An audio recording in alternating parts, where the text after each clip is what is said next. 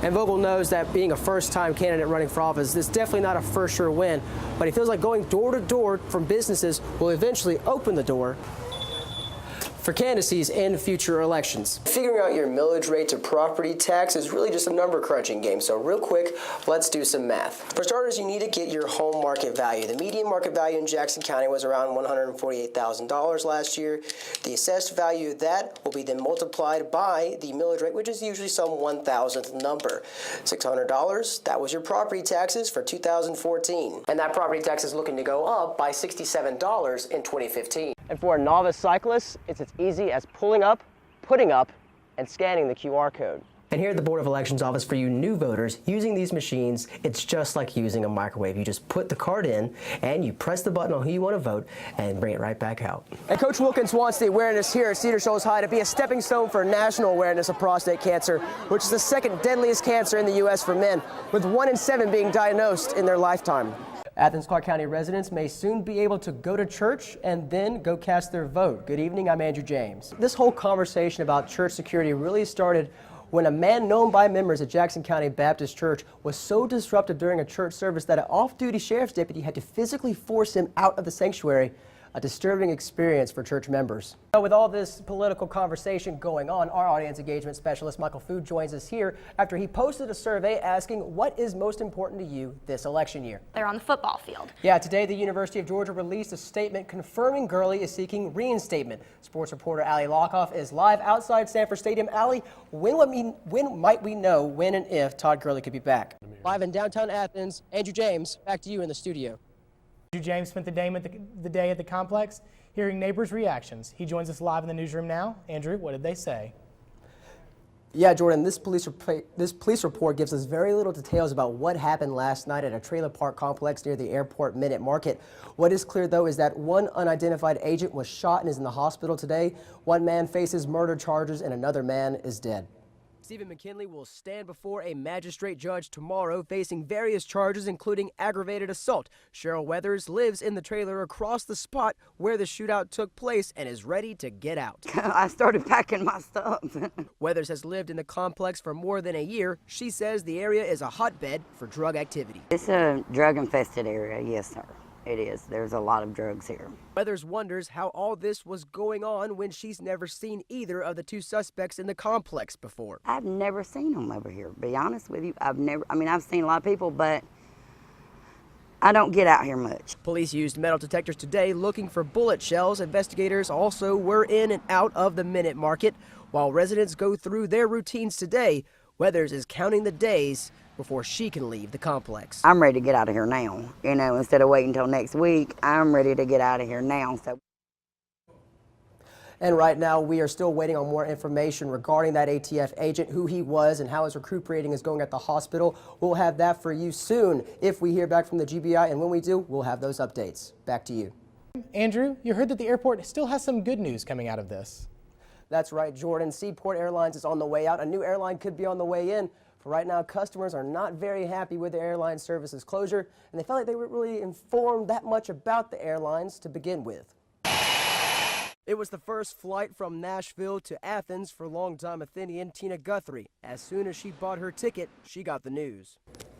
And I found out it would be the last flight from Nashville.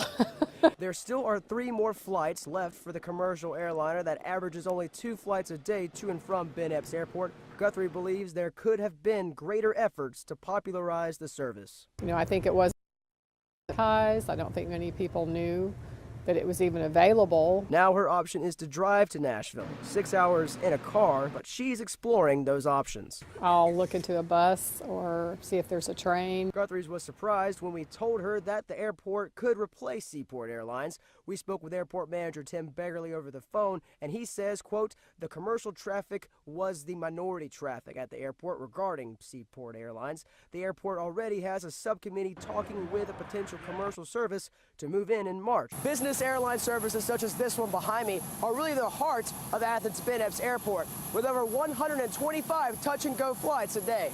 It was a matter of not meeting the passenger quota that led the service to lose funding. But for passengers like Tina Guthrie, it's not the end to a commercial airliner in Athens. For now, the only commercial services that will go out of the Ben Epps Airport will be their chartered services with the UGA Athletic Department. Still averaging 120 flights a day. They're not hurting at Ben Epps Airport. Back to you, Jordan. Yeah, Allison, this whole conversation about church security really started when a man known by members at Jackson County Baptist Church was so disruptive during a church service that an off-duty sheriff's deputy had to physically force him out of the sanctuary, a disturbing experience for church members. It was another Sunday service just like this one. Pastor Jack Lawson was in this pulpit when a man pushed him aside and took a hymnal from the choir. They actually had to take him forcefully out of the auditorium. It was nothing he had ever seen before in his 40 years of preaching. We didn't even lock churches back then. But times have changed. We've adopted a gun policy. It's to people that's licensed to carry guns and so forth. I hate to say it, that I think you need them. Now, it was when two individuals walked into New Haven Church. They were non-members and really scared the congregation. That prompted the Hall County Sheriff's Department to hold a church program for safety in churches. And the Jackson County Sheriff's Department now plans to do that exact same thing. Anything that could be an unusual occurrence that would require some kind of an emergency response, to have a plan for that. Having a plan, that's what Chief Deputy Daniel Thomas wants churches to take away from a crash course the department is hosting on disasters and intruders. Pastor Lawson urges local pastors to go and thinks a lot will. I think that there's going to be quite a few pastors there. It's something that we really need. Andrew James, Grady Newsource. They are running for the 10th Congressional District. They have yet to meet in a formal debate, and it's been one of the calmest and least publicized races in Georgia.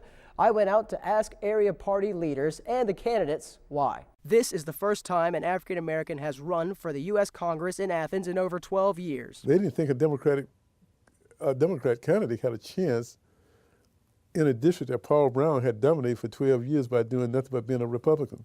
They did not realize that the district had been redrawn. Republican Jody Heiss and Democrat Ken Dias are virtual unknowns with small campaign war chests. FEC numbers show that as of July, Heiss had more than $74,000 while Dias had less than $6,500.